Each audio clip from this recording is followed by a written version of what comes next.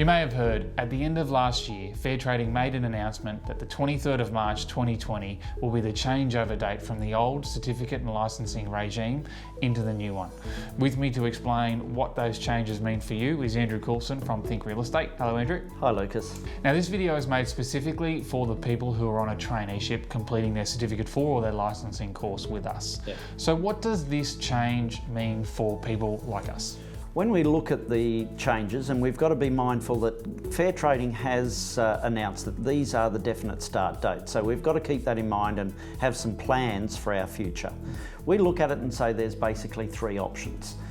If you can complete your traineeship by the 23rd of March, if you've been in the program for sufficient time, you complete all the unit of competencies and you are granted a certificate of completion, then you will be able to apply for your licence and achieve your licence under the current course, and that takes away all the talk of change and those sorts of things. You should be granted a Category 2 licence under those terms and conditions. Okay, so that means if I can get the course done before the 23rd of March, I can apply for my licence in the current regime and then get transferred into a Category 2 licence after the 23rd of March. Correct.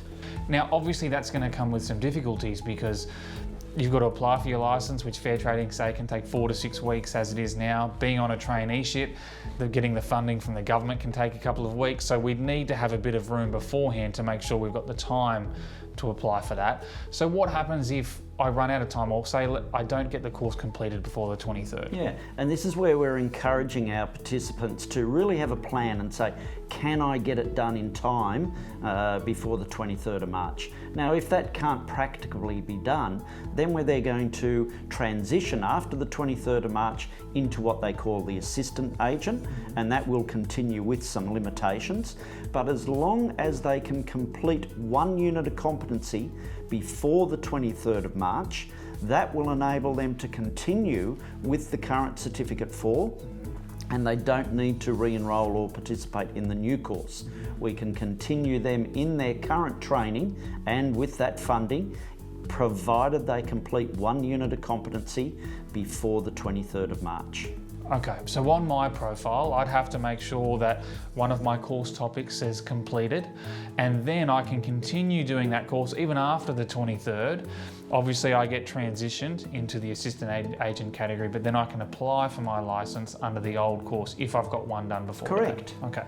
What happens if I don't even get one done? So what it means is you will not be permitted to complete the current Certificate 4 course.